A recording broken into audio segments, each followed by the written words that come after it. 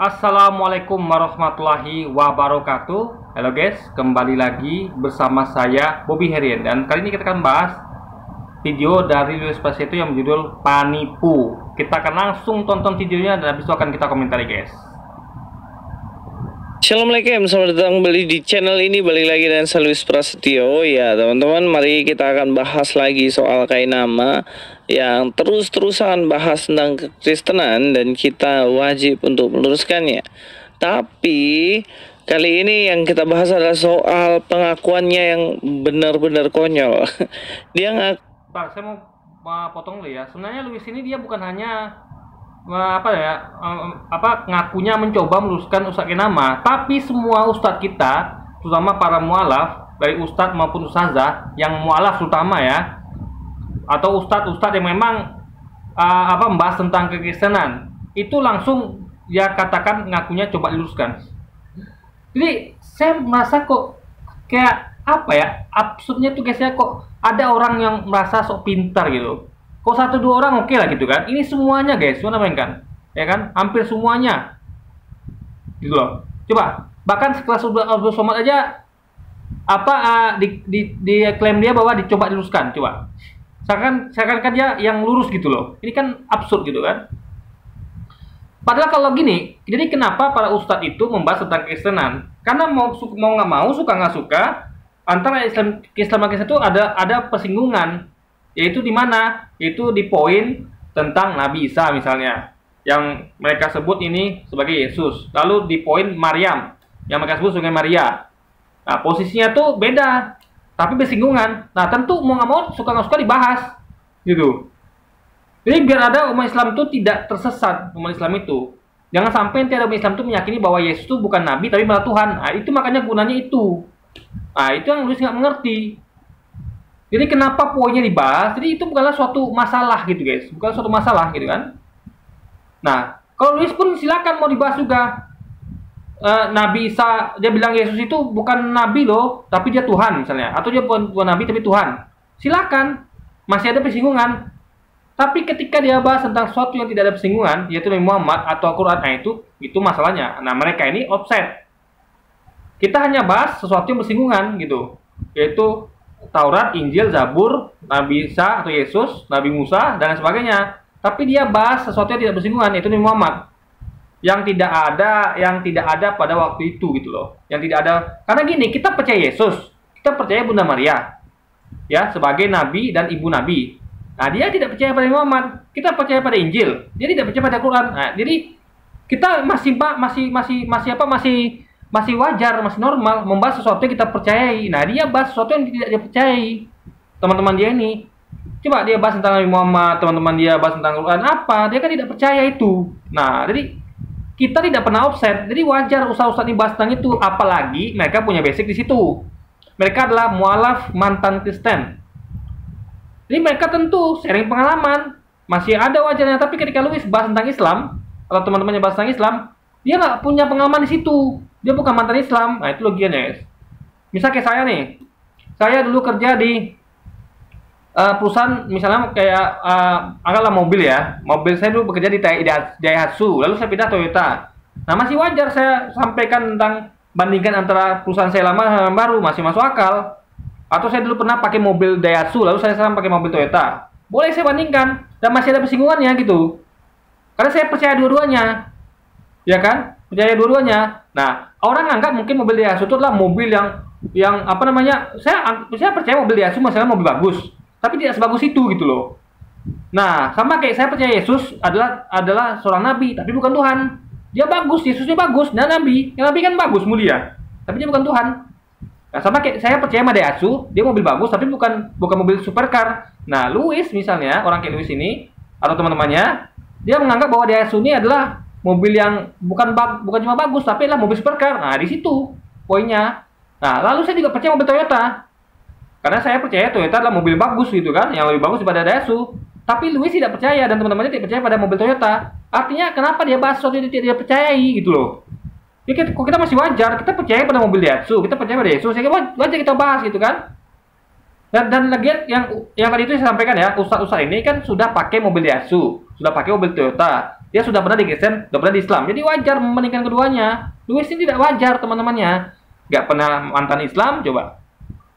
Nah, jadi ini yang perlu kita apa guys ya. Jadi harus dikoreksi nih ya, nggak boleh begini terus. Mereka ini harus sadar kalau mereka itu telah offset. Mereka membahas sesuatu yang tidak mereka percayai. Kalau kita bahas sesuatu yang kita percayai, gitu kan? Pengakuannya yang benar-benar konyol. Dia ngakui bahwa dirinya ternyata memang benar-benar nggak sekolah, cuy. Dan pengakuannya seperti ini kira-kira. Kita nonton aja. Salah tentang ijazah saya kayak nama, tentang saya pernah sekolah di Israel, itu terus akan diungkit. Yang pertama, saya tulis ya, pada tanggal nomor 1, 18 April 2018. Sekali lagi, ini 18 April 2018. Saya, Agustinus Christopher Kainama, ini tolong di capture, tolong direkam. Saya, Agustinus Christopher Kainama, pada tanggal 18 April 2018 di kantor lembaga hukum, salah satu kantor law firm, salah satu kantor hukum di Jakarta Selatan, tepatnya Jalan Brawijaya 9, nomor 3B. Sekali lagi, Jalan Brawijaya 9, nomor 3B, itu adalah kantor hukum. Saya, Kainama, Agustinus Christopher Kainama, telah membuat surat yang saya tulis tangan di atas kertas seperti ini, kertas folio, lalu ada meterai Rp6.000 dan saya tanda tangan, di mana saya menyatakan bahwa saya tidak akan pernah lagi mengucapkan latar belakang saya sekolah dan latar belakang saya ketika saya masih setia. Kalau kita lihat dari statementnya Kainama sendiri, dia ingin mengatakan sebenarnya kalau dari situ ya, dia pengen ngomong bahwa dia ini dilarang untuk mengucapkan latar belakangnya. Makanya dia bilang di tahun 2018 tanggal 18 dia di situ tidak akan lagi mengucapkan latar belakangnya di masa lalu. Kalau dari sini dia masih belum mengakui kekeliruannya, kebohongannya. Dia belum ngakuin. Masalah gini, kenapa ada larangan? Itu masalahnya. Ini negeri hukum, negeri demokrasi. Coba. Ya, Kainama bukanlah seorang pejabat publik. Nah, kita bandingkan sama kasus ijazah, dugaan ijazah palsu dari Presiden Jokowi. Nah, itu Presiden Jokowi adalah pejabat publik. Makanya wajib dimintai ijazahnya. Karena ini hubungan sama pejabat publik. Kainama bukan pejabat publik. Nah, itu harus bisa bedakan ya. Jadi, ibaratnya gitu loh. Apa hak orang-orang untuk mempertanyakan ijazahnya? Mempertanyakan boleh ya, mempertanyakan. Tapi untuk memaksa sampai melarang apa haknya? Di situ kita bisa lihat bahwa ini saya terpaksa dibuat minoritas-minoritas ya. Mereka ini sebagai minoritas nggak sadar diri. Coba. Kita saja nggak peduli mau pendeta itu atau mau apa. Anda tahu nggak Ustadz siapa namanya yang ngaku Ustadz Saiful Ibrahim? Itu beliau adalah seorang Muslim jadi pendeta. Tapi kita tidak pernah korek-korek ancam-ancam dia. Kamu saya larang ya. Kamu Saiful Ibrahim, kami larang kamu untuk ngomong-ngomong tentang ijazah kamu. Kan dia ngakunya sebagai mantan ini itu guru di sekolah tinggi Islam segala macam gitu kan. Jadi kita nggak pernah seperti orang ini. Jadi mereka ini nggak pernah melarang Ustadz pendeta Saiful Ibrahim untuk menyampaikan latar belakangnya, nggak pernah. Kita cuman yang kita lakukan adalah mengkonter argumentasinya. Makanya saya tuh ketika bahas Saiful Ibrahim, saya hanya buat konten yang bahas argumentasinya. Nggak pernah ada tuh lawyer dari pihak Islam itu yang sampai segitunya melarang-larang, oh kamu tidak boleh pakai ngomong ngaku-ngaku kamu mantan ini tuh. Nggak ada ceritanya guys. Karena kita Muslim ini, meskipun kita mayoritas itu kita sangat baik hati. Kita nggak pernah ngurus hal begituan, nggak pernah ngurus hal receh begituan. Tapi mereka sebagai mayoritas ini sudah sangat lancang, ya kan? Itu kan urusan privat. Ijazah kita, kalau kita bukan pejabat publik, ingat ya, kita ini bukan pejabat publik. Saya, Ustadz Kainama dan lainnya itu bukan pejabat publik, jadi nggak ada haknya untuk itu, ya kan? Untuk melarang-larang itu nggak ada. Kalau mau buktikan, jadi tidak ada keraguan. Kalau mereka bisa buktikan bahwa Ustadz yang dituduhnya itu memang ijazahnya palsu segala macam, itu kita akan salut tentunya. Tapi kalau begini caranya, main ancam-ancam, intimidasi, ini bukanlah suatu hal yang bagus. Ini menunjukkan bahwa minoritas negeri ini ya sangat lancang sekali ya. Udah ibaratnya nggak sadar dengan posisinya. Mentang-mentang mereka anggaplah mereka punya pengacara gitu kan, pengacara mentang-mentang. Tapi dari segi jumlah, ya mereka tetap minoritas gitu loh. Dan yang salah, pengacara Muslim lebih banyak daripada pengacara dari pihak mereka, daripada pengacara pihak Kristen lebih banyak. Cuman kita tidak mau bergerak, karena bagi kita ini hal receh guys, gitu loh. Kita kalau sudah kelewatan sekali, ini sudah kelewatan ya, tapi tidak sampai pada tahap yang mana itu sampai main fisik atau ya sampai merugikan lah. Kalau itu sampai merugikan, kita akan maju. Tapi kalau masih begini kita anggap masih receh. Jadi kita tuh nggak seperti mereka yang suka, ibaratnya mereka ini kan mainnya selalu bukannya cek argumentasi benar apa salah, counter, tapi malah mengancam-ngancam, intimidasi, menekan hak orang lain, mengancam gitu kan. Kalau kamu begini sampai melarang, itu nggak boleh terjadi guys. Jadi merampas kebebasan orang untuk berdakwah. Tengok pendeta Syed Ibrahim atau yang lain, ada nggak kita begitu? Nggak ada. Mereka bebas berbicara, silakan, kita tinggal counter argumentasinya gitu. Malah dengan ada gitu, kita bersyukur ada bahan gitu kan, kita bisa meluruskan. Harusnya Luisnya bersyukur gitu, dia bisa ada bahan gitu loh. Jadi daripada dia mengancam demokrasi dengan mengancam-ngancam, ya kan, orang-orang dia mengancam-ngancam atau intimidasi, bagus dia counter, karena itu bagus. Ibaratnya dia tuh, orang kan bisa nilai ini mana yang logika nih antara dua argumentasi ini, kan gitu harusnya. Nah, tapi kalau begini caranya, orang ngelihat, oh ternyata ini nggak fair mainnya. Dia lebih milih daripada dia berdebat atau adu argumentasi, lebih baik langsung ngancam, langsung mengintimidasi gitu kan. Nah ini kan, ini pola pikir yang harus kita singkirkan gitu kan. Ini sangat merusak demokrasi di negeri ini, apalagi dilakukan oleh para kaum minoritas. Bohongannya, dia belum ngakuin, karena di sini kesannya kayak dia ditindas, dia dipersekusi dan dilarang untuk mengucapkan. Itu bukan kesannya, memang begitu faktanya. Coba ya, buktinya apa? Coba lihat cek konten-konten mereka nih, Luis Pras itu teman-temannya. Apa yang dibahas? Selalu ijazah para mualaf. Itu dia aja dibahas. Lihat kontennya itu saja dibahas. Saya udah berapa kali buat konten untuk membahas itu kan. Coba lihat, ada bandingkan konten saya dengan kontennya Luis atau teman-temannya.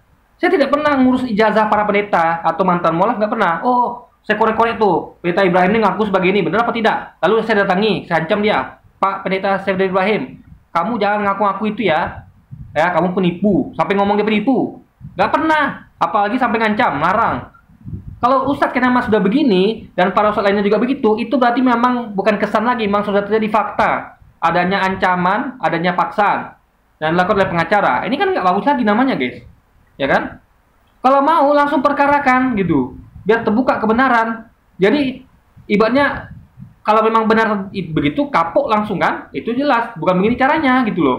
Jadi kita ini bukan malah respect jadinya, bukan malah respect, ya kita malah jijik guys. Terus terang saya jijik gitu kan, karena kita tidak boleh di negeri ini ada ancam mengancam, intimidasi nggak boleh. Kalau mau buktikan dengan hukum langsung ajukan pengadilan, ya ajukan bukti-bukti dan segala macam. Memang kalau memang ada buktinya, nggak seperti ini caranya gitu. Itu kita akan salut, ya kan? Nah tapi kalau begini kita nggak salut, karena gini apa namanya? Ini kan adalah suatu paksaan guys, apalagi ini dilakukan oleh minoritas. Ini adalah presiden buruk. Ingat ya, semut aja itu kalau diinjak gajah, semut akan marah. Apalagi kebalikannya, umat Islam ini bukan semut, gajah. Jadi seperti gajah, seperti semut menginjak gajah, ya gajah marah, gitu loh. Jadi beberapa ekor semut menggigit kawanan gajah yang banyak ini marah dan menginjak semut. Jadi dibalik apanya guys? Kalau tadi adalah semut, ya kalau semut ya gajah digigit semut, ini dibalik, ya gajah nginjak semut, karena gajahnya banyak, umat Islam ini banyak, ya semutnya sedikit, yaitu umat Kristen. Nah itu harus dipahami ya. Jadi mereka harus sadar diri dengan posisinya gitu loh, ya. Makanya saya katakan Islam itu memang adalah agama yang rahmatan lil alamin. Kita nggak pernah ngurus beginian, kita adalah rahmat. Jadi kita tuh sebagai minoritas tuh mengayomi, melindungi. Mereka silakan mau sampaikan apa keyakinan mereka. Bahkan sekelas Syed Ibrahim sekalipun, ya kita tinggal counter argumentasi gitu. Kita adu argumen gitu loh. Bukan dengan ancam-ancam, intimidasi gitu kan. Dia dipersekusi dan dilarang untuk mengucapkan latar belakangnya. Begitu. Kalau kita lihat dari statementnya itu kan, Jadi kalau kita hanya menonton videonya yang itu, kita akan tahu, kita akan melihat bahwa sebenarnya kain nama ini menutupi dan membalut pertemuannya itu dengan mengatakan bahwa saya dilarang. Dilarang bukan berarti dia tidak sekolah dulu, tapi dilarang mengucapkan latar belakangnya di hadapan publik. Dari sini belum ada pengakuannya, tapi kita akan makin lama makin buka cuy. Kita langsung nonton aja videonya. Itu dia sudah mengaku bahwa ada larangan. Karena gini, kenapa kita percaya itu larangan? Karena pengacara mainnya, coba, kok sudah main hukum gitu loh. Makanya saya katakan ini nggak bagus guys, nggak bagus bagi demokrasi, nggak bagus begini caranya. Ya, tidak ada orang yang mau diancam, diimitasi. Apalagi kita nih di sini bukan minoritas, mayoritas. Kalau gini lama-lama kita bisa berpecah negeri ini guys. Ya, cuma bayangkan ya, nanti ada kecemburuan sosial. Kok bisa orang-orang ini minoritas tapi melunjak bersikap arogan sok kepada mayoritas. Ini Islam ini boleh Anda lihat diam saja ya, boleh diam saja Anda lihat. Tapi kalau kita sudah kelewatan sekali, kita akan bergerak. Itu poinnya. Karena semut aja yang kecil itu marah kalau diinjak, apalagi gajah ada injak gitu kan, ya lebih marah lagi, dia besar gitu kan. Makanya main-main, jangan main api setelah gitu kan. Ini belum ada pengakuannya, tapi kita akan makin lama makin buka cuy. Kita langsung nonton aja videonya. Beberapa orang polisi disaksikan juga oleh beberapa orang polisi dan juga perwakilan dari Kekristenan bersama jemaah di SKPI. Sekali lagi, bersama jemaah SKPI, Syarikat Kebangkitan Pemuda Indonesia, yang dimana pengurusnya semuanya adalah lawyer-lawyer muda yang bukan hanya di Indonesia tapi lawyer berstandar internasional. Mereka menyatakan jika kainam menjadikan latar belakang sebelum Islam untuk mencari popularitas, uang, apalagi menipu umat Islam, maka surat tersebut dipakai untuk menjadikan kainama sebagai hutang. Karena itu adalah ada ancaman di situ guys, intimidasi gitu loh. Ya kan, ini nggak boleh terjadi di negeri ini guys, nggak boleh guys. Ya, gini. Mereka ini taktiknya ya, kita di sini kita sebagai Islam harus cerdas ya, kita harus melihat gerakan mereka seperti apa. Mereka ini ya, umat Kristen ini akan cari taktik mereka adalah dia akan downgrade dulu orangnya. Dia orang yang menyampaikan dakwah itu ya, yang menyampaikan tentang Kristenan, pengalaman dia, itu akan di downgrade dulu. Dia akan framing mereka dengan penipu, pembohong, ijazahnya palsu, nggak punya ijazah. Pokoknya harus runtuh dulu nih orangnya, personnya harus runtuh dulu. Jadi ketika orang tuh, kalau orang sempat percaya, kenapa bisa orang percaya? Karena dilonglong terus. Ingat ya, kebohongan kalau terus-menerus sampaikan akan menjadi kebenaran. Makanya diembus-embuskan terus. Makanya mereka ini kompak. Ingat, yang bahas-bahas begini kan bukan hanya Julius Prasetyo, tapi hampir semua YouTuber Kristen.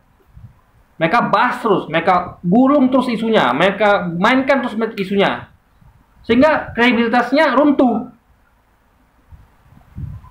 Sehingga ketika ustadz-ustadz ini ngomong, mereka nggak lagi ada nilainya di mata umat Islam atau di mata orang mualaf, nggak ada nilainya atau orang yang mau masuk Islam. Kenapa? Karena kredibilitas mereka sudah runtuh.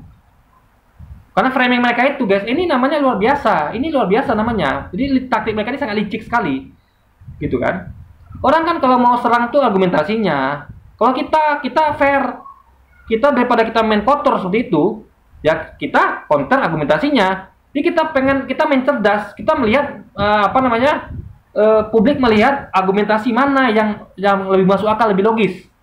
Nah, kita tidak bermain tuh dengan meruntuhkan sosoknya, tidak pernah bermain. Karena bagi kita itu nggak penting, tapi bagi mereka itu penting. Karena taktik mereka suka bermain kotor, guys, bermain licik. Nah, itu tidak kita sukai, ya. Cobalah hindari cara-cara bermain kotor, ya. Anda kalau memang bisa gini, Anda memang merasa punya bukti, ya, meyakinkan, ya sudah, juga pengadilan, jangan ancam-ancam, intimidasi. Buktikan. Kalau terbukti, kita justru akan dukung Anda.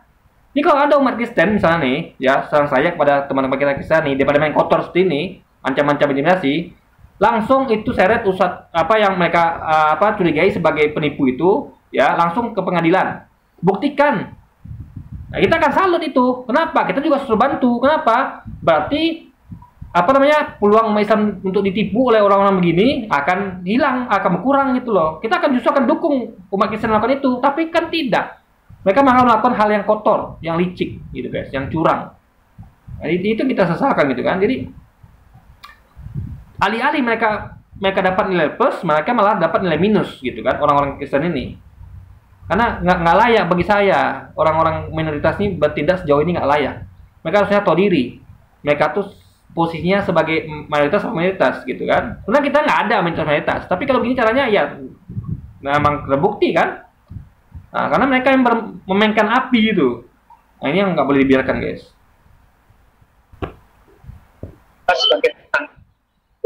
Karena itu adalah penipuan atau dusta atau kebohongan publik. Lalu saya bilang baik, mulai tanggal 18 April tahun 2018 saya hanyalah seorang Allah dari Gereja Protestan Indonesia bagian Barat. Ya, dari sini sudah mulai kebuka lagi bahwa Kak Enama akhirnya menyerah dan dia bilang baik, saya tidak akan menyebutkannya lagi gitu. Kenapa dia sampai takut gitu kan untuk menyebutkan itu lagi? Karena pengacara-pengacara tadi mengatakan bahwa jika kamu pakai itu maka kamu akan jadi tersangka. Sebab memang berarti pengacara ini tahu betul, dapat membuktikan bahwa tidak. Kalau pengacaranya tahu betul, dapat buktikan di pengadilan, gitu loh. Bukan main ancam-ancam intimidasi, ya kan? Kalau ada gini loh, saya tahu, misalnya gini, saya tahu orang ini memang bersalah, ya, saya punya bukti nih, ya kan? Ngapain saya ancam dia? Langsung aja saya bajukan pengadilan, ya kan? Sehingga terang benderang gitu guys. Tapi kalau ancam intimidasi itu artinya adalah mereka ini sebenarnya ragu. Nah, itu poinnya guys. Ngerti ya maksudnya logikanya ya? Ya, ngerti ya logikanya ya? Kalau lah yakin, ya, yakin nih, ya kita akan langsung karena punya bukti gitu kan. Tapi kalau cuma ngomong doang, intimidasi, itu artinya mereka ragu-ragu. Karena bisa menang, bisa kalah gitu kan. Tapi kalau mereka yakin menang, ada bukti, yang apa nggak pengadilan gitu loh.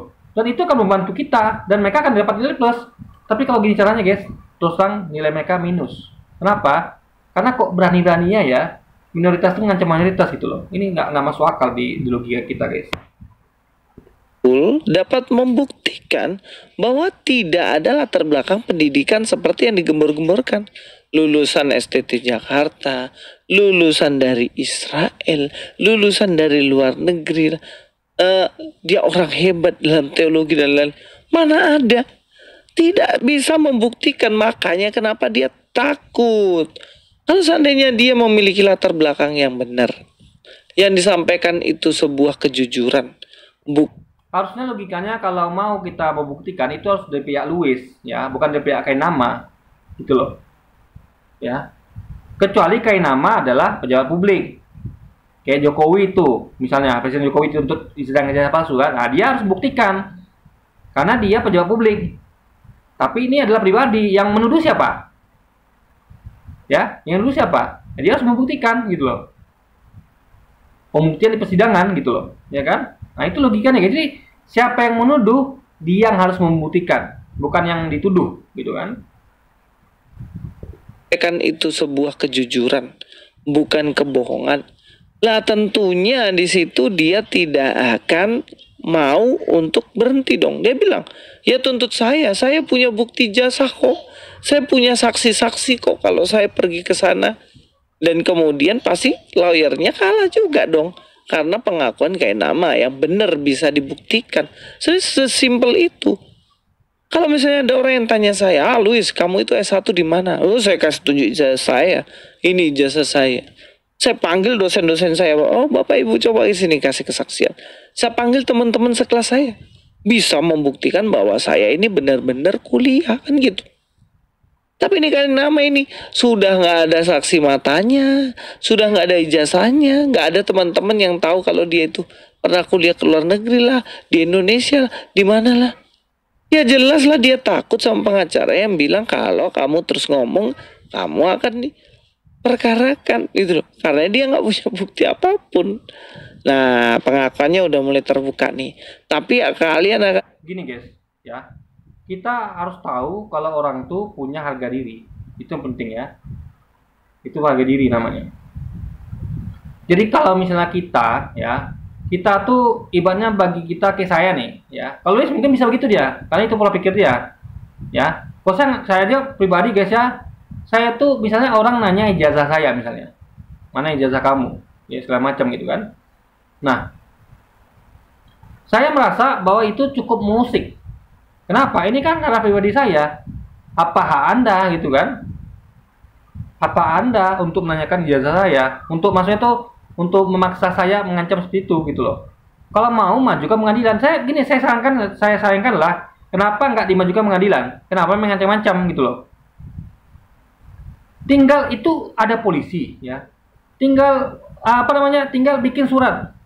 Pak, laporan bahwa Ustadz Kainama telah melakukan penipuan. Kami punya bukti.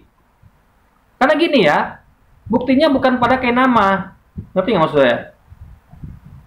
Gini, ketika seseorang itu sudah yakin bahwa orang nggak punya ijazah, gitu kan? Artinya begini, makanya perlu investigasi. Jadi harus gini.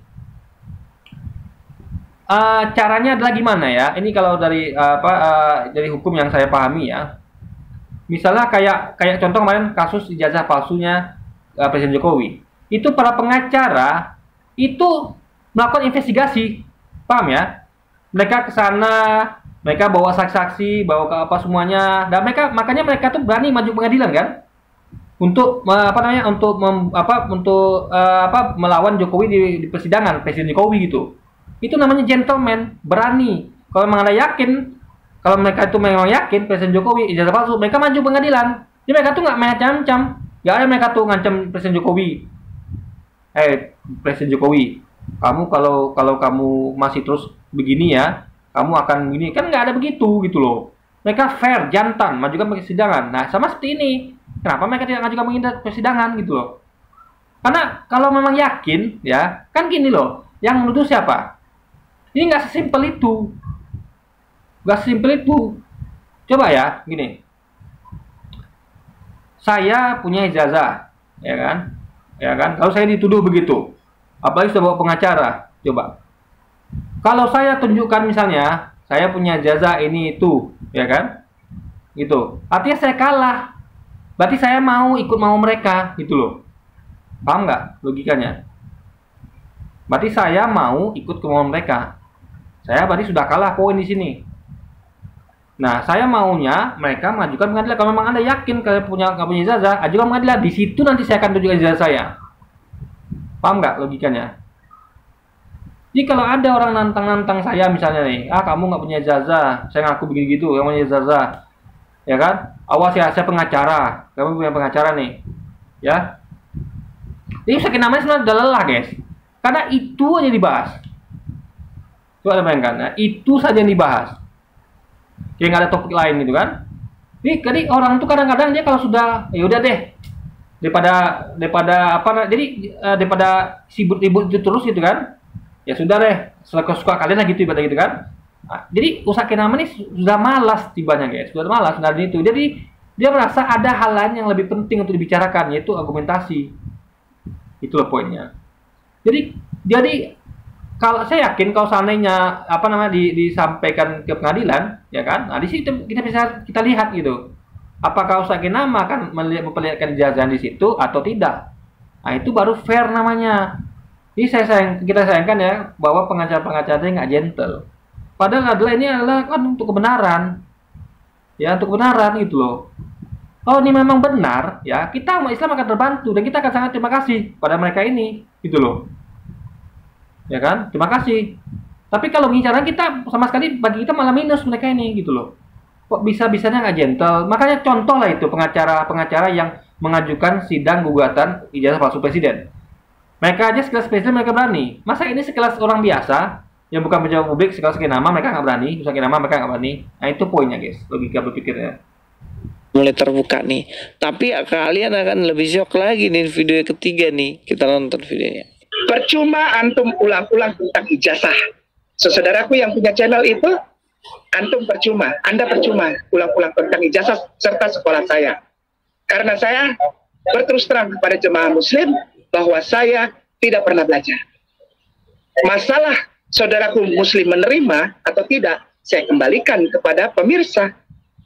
Pemirsa yang akan mengulang riset dari data yang kita tampilkan sama-sama di sini dan bisa dibaca. Saya berpegang kepada para tuan guruku di Majelis Ulama Indonesia, LDK, Lembaga Dakwah Khusus Kristologi. Jangan pernah bicara kalau tidak ada data valid yang bisa dilihat oleh semua pemirsa. Betul. Jika tidak, Anda berdua, Kainama dan Aries, sedang menyerang serta memfitnah saudara kita Kristian dan pemirsa. Tidak pernah belajar. Masalah saudaraku muslim menerima, terus terang kepada jemaah muslim bahwa saya tidak pernah belajar. Dari sini kita sudah dapat pengakuan dari Kainama bahwa poinnya adalah itu diucapkan dengan apa? Dengan terpaksa. Karena kan tadi kan udah ada ancaman itu sebelumnya. Masa lu sih paham sih? Udah ada ancaman, udah ada pengacara, udah ada main paksa gitu kan. Kalau kamu mengucapkan gini, kamu akan jadi tersangka. Lu ada bayangkan ya, jadi tersangka guys, luar biasa. Ya, coba. Saya tanya sekarang, ketika sidang ijazah palsu Presiden Jokowi, apakah beliau tersangka? Tidak. Karena itu perdata guys, perdata. Anda tahu nggak? Sidang Presiden Jokowi aja, coba saya bayangkan ya, coba Anda bayangkan ya, itu seorang presiden, pemimpin tertinggi negeri ini. Statusnya apa? Saksi, bukan tersangka. Kasusnya apa? Perdata, bukan pidana. Padahal itu luar biasa. Beliau pejabat publik. Ini Kainama, bukan pejabat publik. Kok pidana larinya? Ya perdata dong. Ngerti nggak logikanya? Ini Luis ini sebenarnya tidak tahu hukum ya, nggak ngerti hukum ya guys. Ya, nggak. Ini ijazah, kan ini kan masalah ijazah. Ada nggak ijazahnya? Karena itu dianggap sebagai bukti belajar, ya kan? Saya aja guys ya, saya pernah belajar kursus 3 tahun itu, nggak kelar-kelar. Kenapa?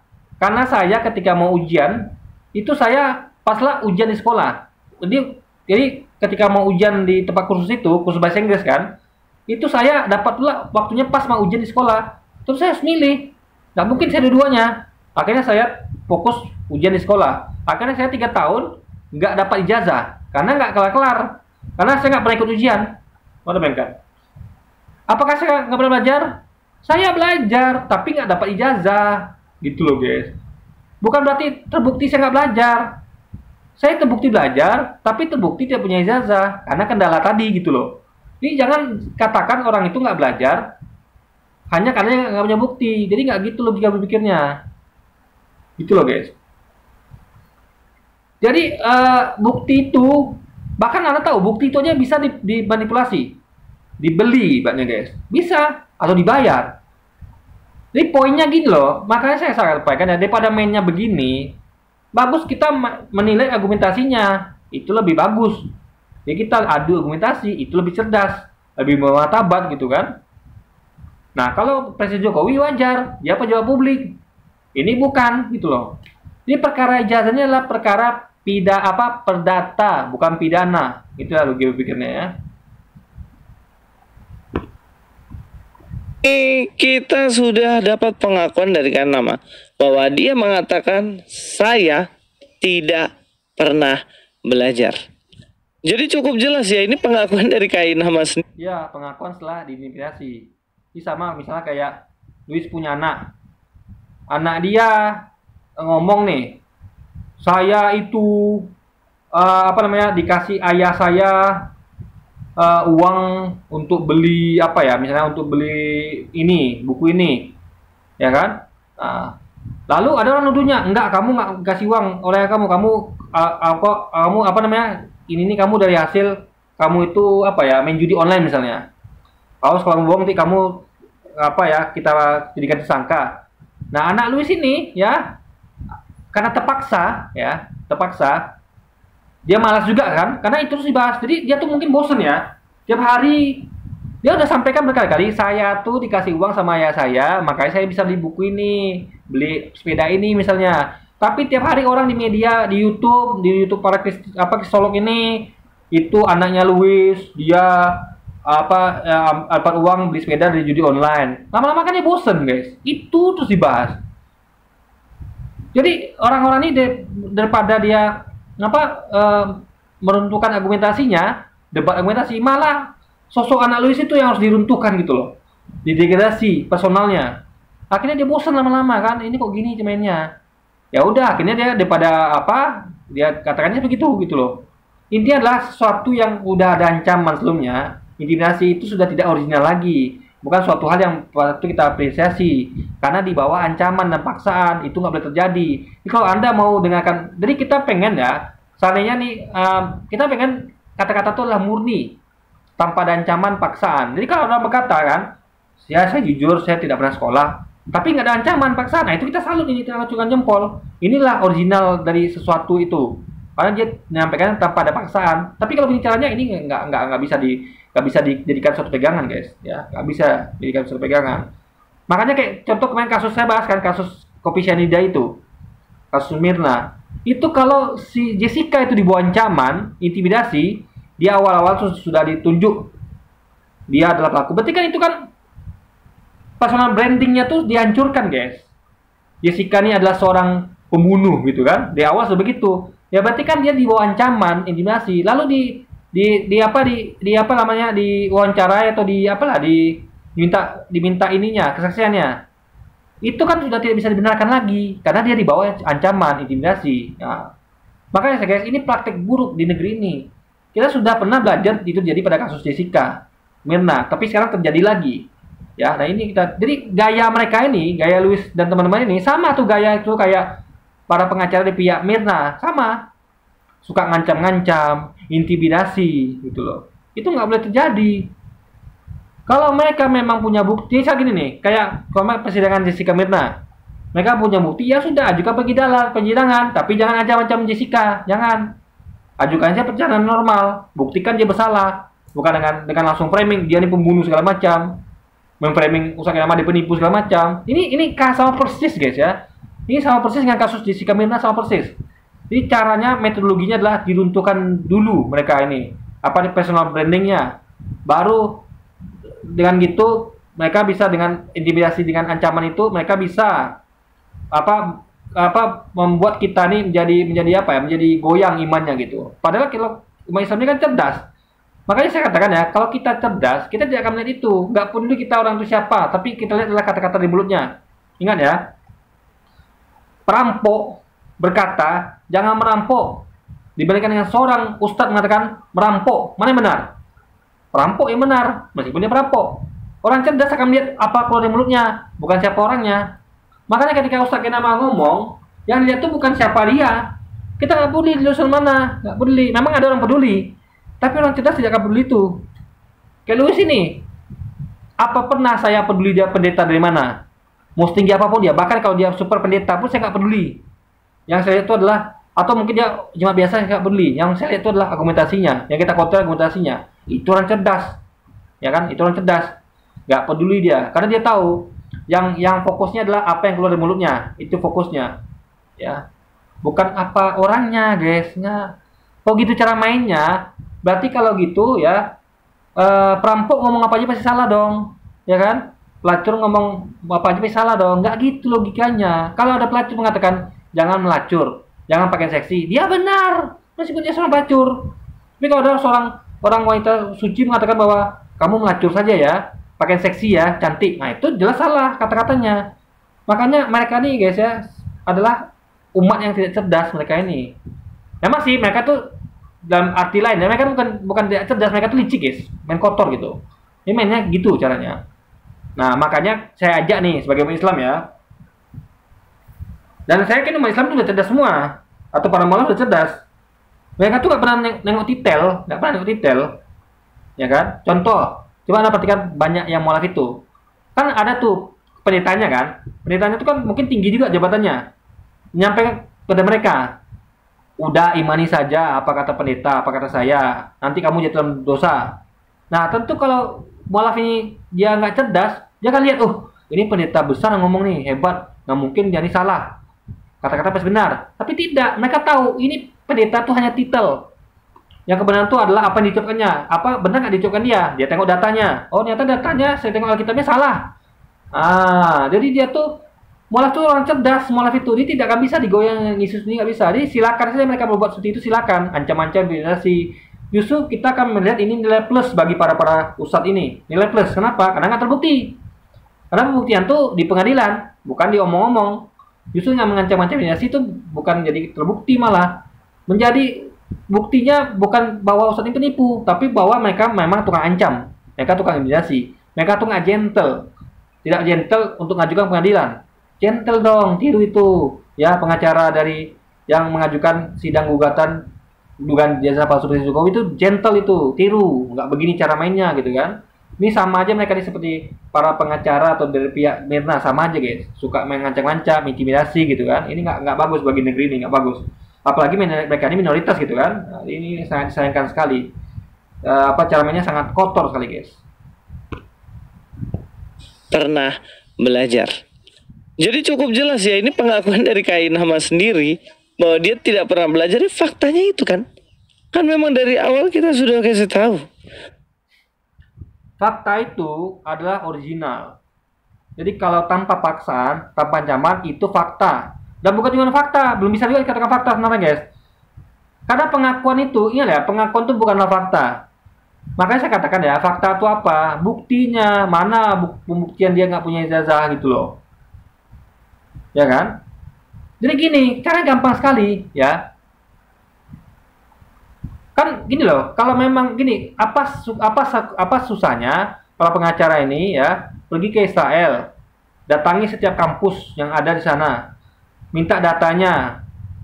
Kalau misalnya nggak tahu tahun persisnya kan bisa dikira-kira, ambil tarik 5 tahun antar tahun berapa tahun berapa, minta datanya, masa nggak bisa gitu loh. Katakan ini demi kepentingan penyidikan gitu loh, kan simple. Jadi mainnya gentle gitu. Gentle, bukan kalau main-main kan nggak bakal dikasih tuh. Minta dong ijazah ini, data ini nggak bakal dikasih. Untuk apa gitu kan? Tapi kalau dikatakan untuk kepentingan pendidikan akan dikasih. Karena ini kepentingan pendidikan gitu, nggak mungkin mereka nolak gitu kan. Nah, bahkan sekelas bank juga begitu. Kalau namanya udah kepentingan pendidikan, nggak akan ada hak mereka untuk untuk penahanan gitu kan. Karena kalau tidak maka akan berlawanan dengan hukum gitu guys. Nah gitu logikanya sebenarnya gampang sekali gitu kan. Kalau mereka tuh mau serius, tapi mereka kelihatan nggak serius. Maka mereka tuh memilih simpel, itu ancam-ancam, intimidasi gitu kan. Yang pola-pola kotor seperti ini kan sudah biasa terjadi guys. Kita nggak heran lagi. Sebagai Islam kita nggak heran lagi. Bahwa dia tidak pernah belajar, faktanya itu kan memang dari awal kita sudah kasih tahu bahwa Anda tidak memiliki ciri-ciri seorang teolog. Anda tidak memiliki latar belakang paling sampai ke Israel. Uang kampusmu aja nggak ada lo Kainama kan. Uang saksi matamu aja nggak ada, kamu pernah kuliah di sana. Iya kan? Tolonglah kamu ini, bagaimana nipu terus. Tapi yang saya heran kok bisa umatnya ini terus-terus percaya sama dia, mengikuti dia terus-menerus.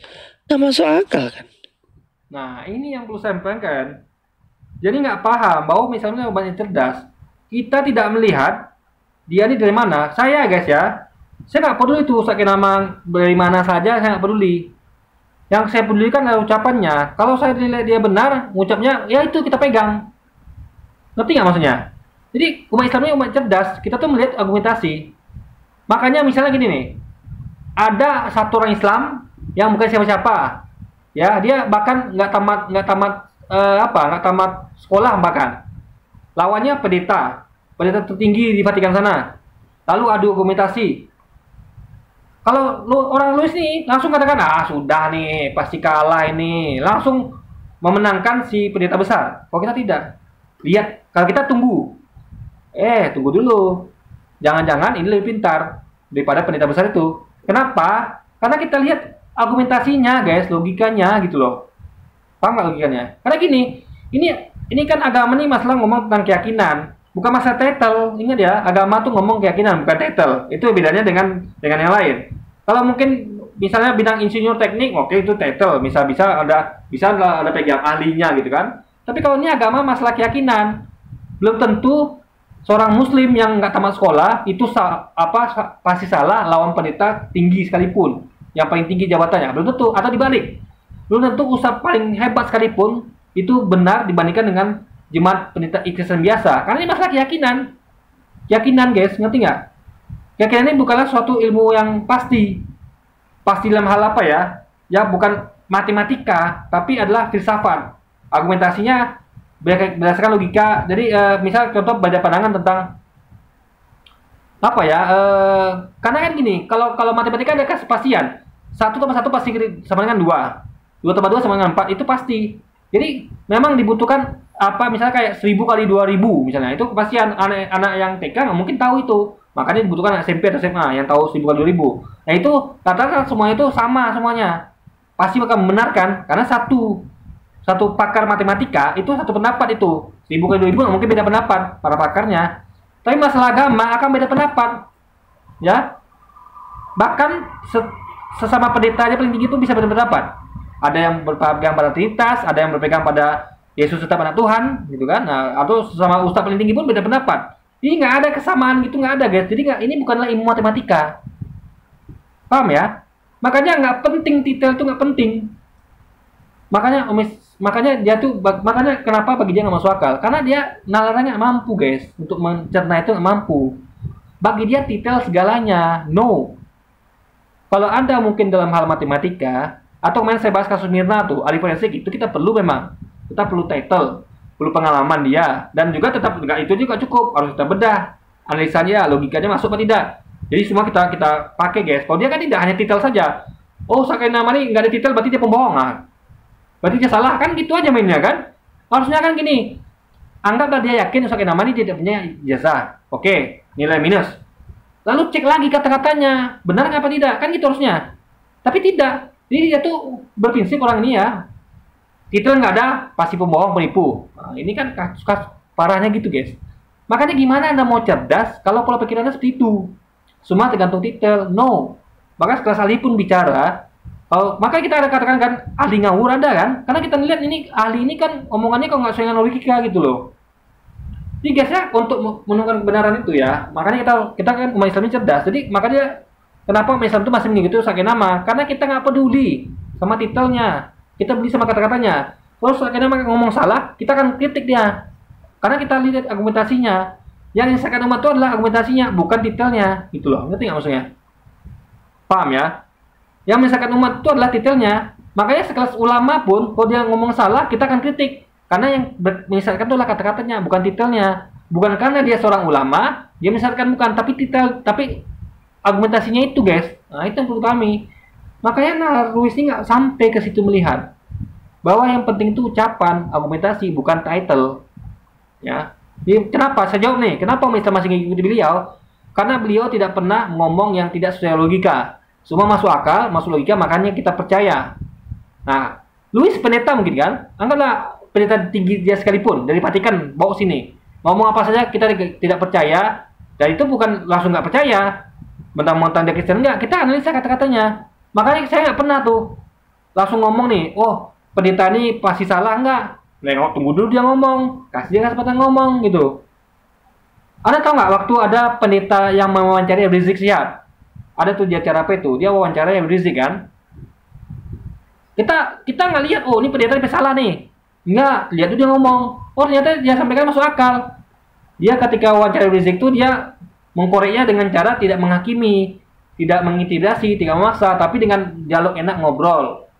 Akhirnya terbuka kebenaran. Nah kita katakan dia benar sebagai pendeta.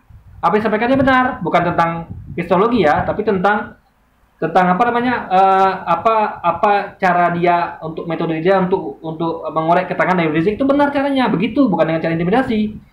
Jadi titel tuh bukan penting ya, titel tuh bukan satu-satunya, bukan dengan titel langsung runtuh semuanya, enggak. Tapi ada poin lain yang lebih penting daripada titel adalah ucapan. Jadi pertama tuh sebenarnya bukan lihat titel, ucapannya. Logis nggak, benar nggak? Titel itu hanyalah pendukung, gitu loh. Titel hanyalah pendukung. Ada tahu Bob Sadino? Bob Sadino itu salah satu Om Bob Sadino ya, pengusaha besar sukses itu ya, yang mulai usaha itu dari kecil-kecilan ya, dan door to door itu beliau tidak punya pendidikan tinggi, tapi kita percaya sama dia kenapa? Karena dia omongannya logis, pengalamannya logis, dia udah buktikan gitu loh. Nah, coba Anda bandingkan dengan orang bertitel S3 tapi dia pengangguran atau bangkrut.